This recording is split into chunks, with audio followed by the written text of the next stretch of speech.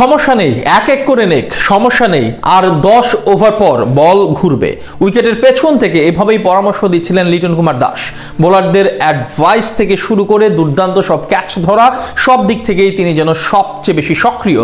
বুদ্ধিমত্তা কাজে লাগিয়ে বোলারদের করেন সাহায্য। লিটনের এমন উইকেট কিপিং এবং চতুরতা নিয়ে বাকিটা জানবো রিপোর্ট।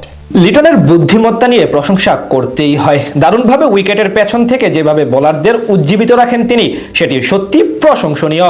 এই যেমন আজ স্টাম্পের পেছন থেকে যেভাবে পরামর্শ দিয়েছেন সবাইকে, সেটি ছিল এক কথায় অসাধারণ। মিরাজ নয়, লিটনই যেন অধিনায়কত্বের গুরুদায়িত্ব স্বেচ্ছায় নিজের কাঁধে তুলে নিয়েছেন। ঠিক সেই সময় বোলারদের উদ্দেশ্য করে বলেন উপরের উল্লেখিত সেই বাক্য।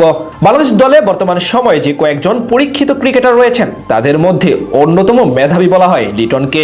তাছাড়া সাদা বলের ক্রিকেটে এখন সিনিয়র হয়ে গেছেন এই উইকেট কিপার ব্যাটার। তাই তো টি-20 ফরম্যাটে ক্যাপ্টেন্সির ভার তার কাঁধে। তবে কথায় আছে, কিছু দায়িত্ব বলা লাগে না, নিজ থেকেই নিয়ে নিতে হয়। ঠিক সেটাই যেন দেখা যায় আজ লিটনের কাছ থেকে। উইকেটের পেছন থেকে পুরো দলকে উজ্জীবিত রাখার পাশাপাশি দিতে থাকেন নানান ধরনের পরামর্শ। ম্যাচের তখন চলছিল 13তম ওভারের খেলা। ব্যাট করছিলেন আব্দুল সামাদ, বোলিংয়ে মেহেদী হাসান মিরাজ। সেই সময় বোলারদের উদ্দেশ্যে পরামর্শ দিতে থাকেন উইকেট কিপার লিটন দাস। সেই সময়ই তিনি বলেন, সমস্যা নেই, এক এক করে নেক, সমস্যা নেই, আর 10 ওভার পর বল ঘুরবে। মূলত যত সময় যাবে উইকেটে তত স্পিন ধরবে এবং খানিক পর পিচ থেকে বাড়তি রান পাওয়া যাবে। আর এটি বোঝাতে চেয়েছেন বোলার মিরাজকে। কিছুক্ষণ পর আবারও শোনা যায় তিনি বলেন, একটা একটা করে কিভাবে ডট দেওয়া যায় সেটা চিন্তা কর। অর্থাৎ ডট দিলে ব্যাটার চাপে পড়ে যাবে, সেটি বোঝাতে চেয়েছেন লিটন দাস। এখান থেকে বোঝা যায় আসলে কতটা বুদ্ধিমত্তা সম্পন্ন এবং পরীক্ষিত এলকেডি। শুধু তাই না, আজ একাধিকবার দেখা গেছে মিরাজকে সরিয়ে তিনি দলকে নেতৃত্ব দিয়েছেন। যদিও এদিন বাংলাদেশের অধিনায়ক মেহেদী হাসান মিরাজও দারুণ অধিনায়কত্ব করেছেন, তবে তাকে সাধ্যমতো সহযোগিতা করে গেছেন এলকেডি।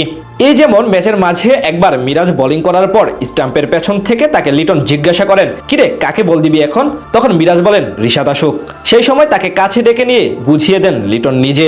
তাছাড়া ম্যাচের একেবারে শেষ ওভারে রিশাদের বলে ওয়াইডের বিপরীতে যে রিভিউটি নেয় বাংলাদেশ দল, সেখানেও মুখ্য ভূমিকা রাখেন লিটন নিজে। মূলত তার আগ্রহেই আম্পায়ারের ডিসিশনকে চ্যালেঞ্জ জানায় বাংলাদেশ দল। পরবর্তীতে সেই রিভিউ সফল হওয়ার কারণে ম্যাচ চলে যায় বাংলাদেশের কাছে। এছাড়া সাহিবজাদা ফারহান, মাজ সাদাকাত সহ আব্দুল সামাতের দেওয়া অসাধারণ ক্যাচগুলোও ধরেন লিটন নিজে। গ্লাভস হাতে সর্বোপরি অসাধারণ ছিলেন তিনি। মাথার খেলা হোক আর উইকেট কিপিং, দুদিক থেকেই সফল এলকেডি। পাশাপাশি ব্যাট হাতেও দায়িত্বশীলতার পরিচয় দিয়ে খেলেন 51 বলে 41 রানের কার্যকরী ইনিংস। সব মিলে ম্যাচের মূল নায়ক তানজিদ তামিম এবং তাসকিন আহমেদ হলেও পার্শ্বনায়ক ছিলেন লিটন কুমার দাস, সেটা অকপটে স্বীকার করতে হবে।